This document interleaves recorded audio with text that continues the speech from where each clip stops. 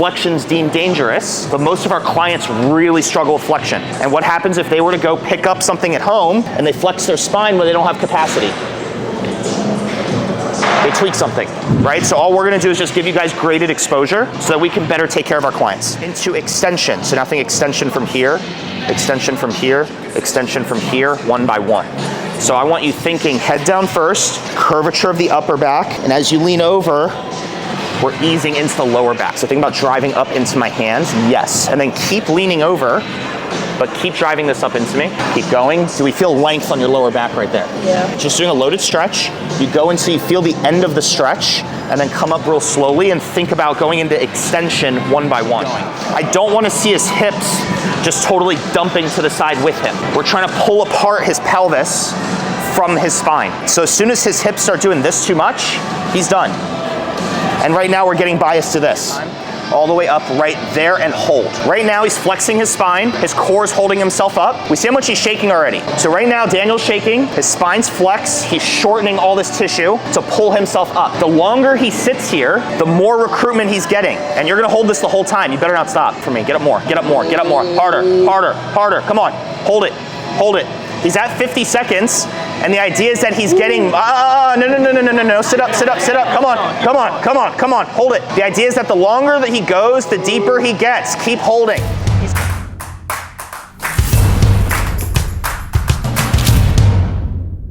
Spine flexion, curving. That's deemed dangerous when you look at like modern training. But it's important to know that we can deadlift with our hips, or you can deadlift with your spine. And a healthy spine is one that can do one or the other intentionally.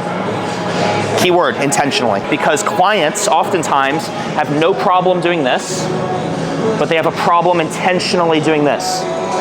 Then other clients have no problem doing this, but they have a hard time doing this. So you need to be able to intentionally do one or the other. When we're doing spine flexion, go ahead and start rounding your spine and touching your toes for me. When she's curving her back, points of emphasis, because we're all gonna do loaded stretching, Jefferson curls in a minute. Right now, pause, she's rounding her lower back. All this tissue is going to length, right? We're stretching it. The same way when you lean over with a straight back, you're stretching your hamstring. All she's doing is creating length to the back of the spine. It should be trained like anything else though.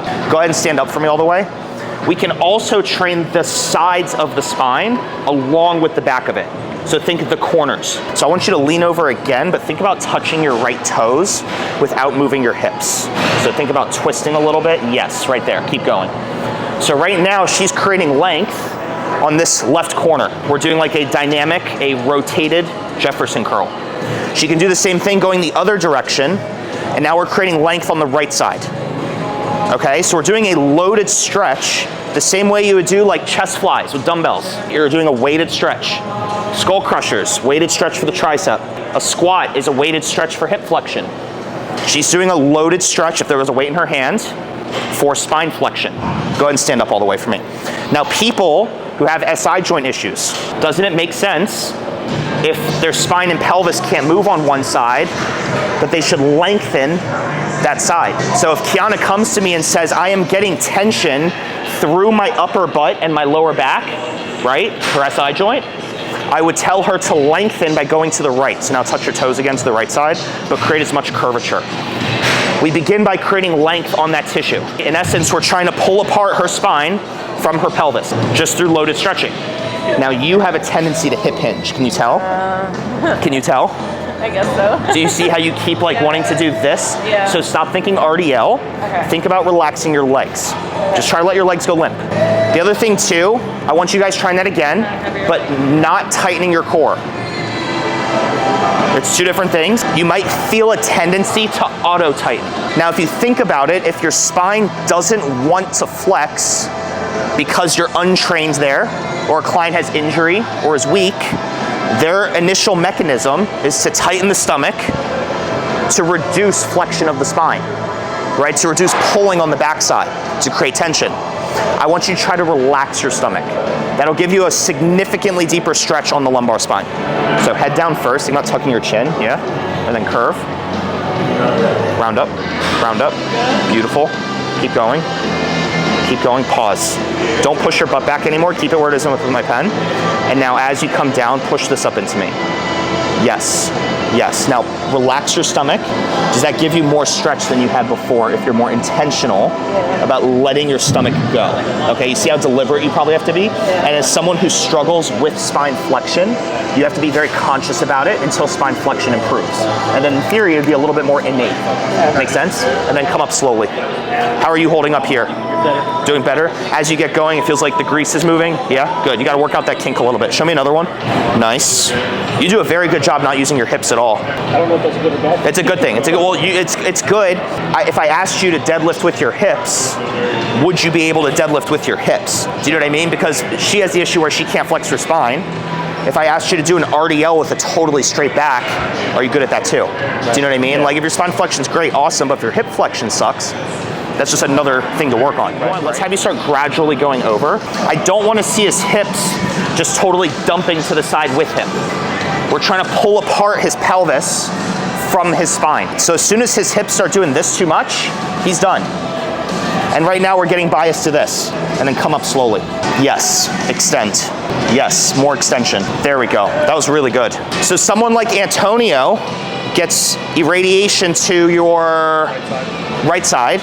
When he goes to the right, he likely, or when he goes to the left rather, and the right side pulls open, he likely will feel a much bigger stretch there because that's restricted. Makes sense. But when he goes to the right, he might feel restriction on that side. Think closing side restriction, like a pinch. If you get a pinch, don't go into that pinch. At this point, I would say start your rotation and let's start getting this engaged. Find some length on that corner. You guys also have the freedom to go side to side once you're in the bottom of the range. So once you find flexion, theoretically, you can stay in flexion and just oscillate side to side the way Taylor, Antonio, and Daniel are. So they're essentially creating a dynamic stretch in both sides. In external rotation, we talked about both sides of the joint, right? The adductor, the inner thigh, and the glute max, the outer hip. So every time we're training a joint, we're looking to train one side of the joint or the other, right? And opposites, bicep, tricep, internal, external rotation, etc., etc. We just lengthened the back of the spine. Now we're gonna shorten the front. A sit-up is the way to go. People normally just mindlessly do sit-ups.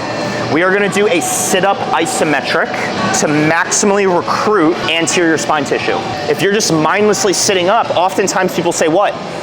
They feel hip flexors, right? And that's because they're pulling with their hips, not pulling with the front side of their spine. If someone says sit-ups hurt my back, it's because they have a flexion intolerance, right? They don't know how to flex their spine, so they get pain. So we would do Jefferson curls paired with this, paired with other exercises. If I ask Daniel to hold his head and just do a sit-up, but go real slow, so think about tucking your chin and slowly come up. A full sit-up? Yeah, full sit-up, full sit. Take your time, all the way up right there and hold. Right now he's flexing his spine, his core is holding himself up. We see how much he's shaking already. Is your neck okay? Okay, if your neck's giving you a problem, make sure your hands are supporting you better. Just support your neck. So right now Daniel's shaking, his spine's flexed, he's shortening all this tissue to pull himself up. The longer he sits here, the more recruitment he's getting. And you're gonna hold this the whole time, you better not stop.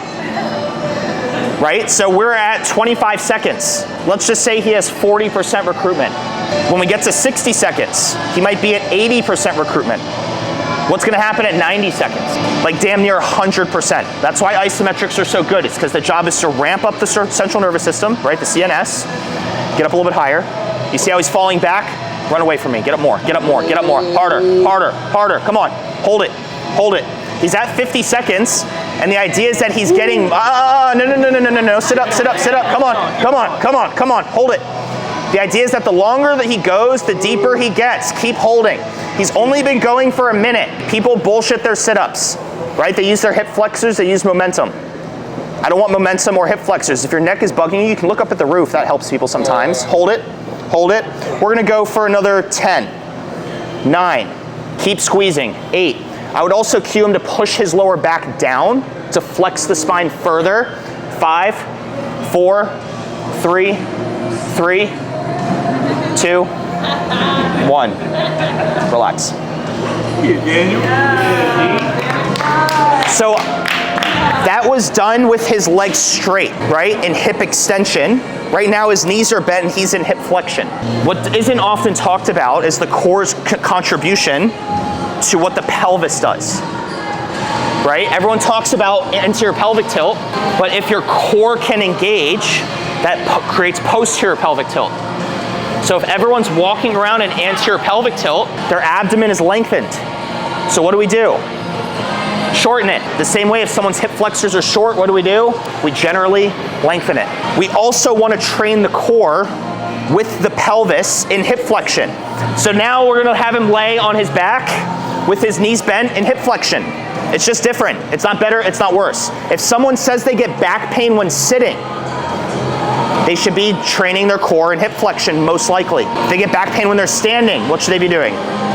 With the legs straight. Does that make sense? So we're trying to recreate what gives them problems. So now your turn. Sit up. You can grab your head. Clients might say it bugs their neck.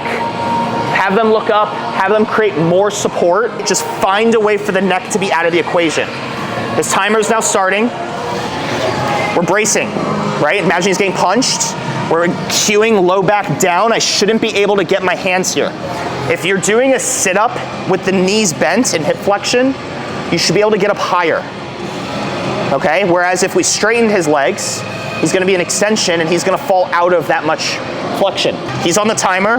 We're at 25 seconds. If I said run away from my hand a little bit more, there you go, hold it, squeeze. Push this down harder. Good. Good. Don't lose me. Don't lose me. Keep going. Keep going. Keep going. Rounds more. Tuck your chin. Yeah. There you go. Hold it. He's at the 45-second mark. And now if you're doing this on your own, think to yourself, what % of recruitment am I at? Right? There's probably always more than you think. Like you're never at 100. Where are you at? % recruitment. Give me a number. Like 80. 80? All right. Well, he's got 30 seconds. So now at this point, the analogy I give is a couple. You know when you're at home and you have a tube of toothpaste and you're like rolling it up to squeeze everything out? That's where he's at right now. He's on his last day of toothpaste. The towel has water in it and you're wringing it out. There's a little bit of water still dripping. He has to wring it out further. That's why these isometrics are good, is because the longer you go, the more recruitment you get. How many sets should he have to do here? 1, maybe 2. If you said the second set was going to be productive, then do a second set, but I doubt he would think so. Give me another 10, 9, 8, 7. You see how he's falling back? Come on, maximally recruit it. Harder, harder, harder. 5, 4, 3, 2, and 1. Taylor brought up a good point in that he said he felt his sternum. Did you guys feel your sternum at all? If you feel your sternum, that's good, because that is the front side of your thoracic spine. Now think about it. If your thoracic spine lacks motion, you're gonna get all sorts of snap, crackle, pop, Rice Krispies. So the same way the abs contribute to the lower back, for those of us that have done neck training together, the front of your neck contributes to this, the sternum contributes to this, the abs contribute to the lower back. So Taylor said, I felt sternum to pelvis. That's good. Like the bottom, not up here, but like right here. You felt it down there. So in theory, you can, not necessarily should, be able to feel it all the way up. Like in a perfect world, when you sit up, you would feel lower abs, sternal tissue, and neck flexors. The exact same way that if I go into extension all the way, I should feel extension here, extension here, extension here, and extension here. It's like I feel the stretch in that position when I do that. So but you should feel shortening, yeah. Right? And so if you don't feel the shortening up that high, then you struggle creating flexion through this segment, upper thoracic. And that's a hard area to create flexion in. It's really hard. But that doesn't mean you shouldn't. That's like an area to go for. Sure. Does that make sense? Thank you so much for watching the Bodybuilding Not Body Breaking YouTube channel. If you found it helpful, drop a comment, like, subscribe, share it with a friend or family. That stuff really helps us in expanding our reach to popularizing this training approach, because we know there just isn't a better way to do things. If you have interest in diving deeper into the stuff you just watched, feel free to join our school community. On our school community, we have a lot of additional content. We have an exercise library that has over 200 different movement options. We have programs. We have additional videos that are concepts, lectures, and rants to give you guys a deeper understanding as to how and why we do things. We also have a discussion board where you can get direct access to coaching feedback from me personally. You can also follow us on Instagram, Facebook, and TikTok for additional updates for when we post new content. Thank you again for watching, and we hope it was of use to you.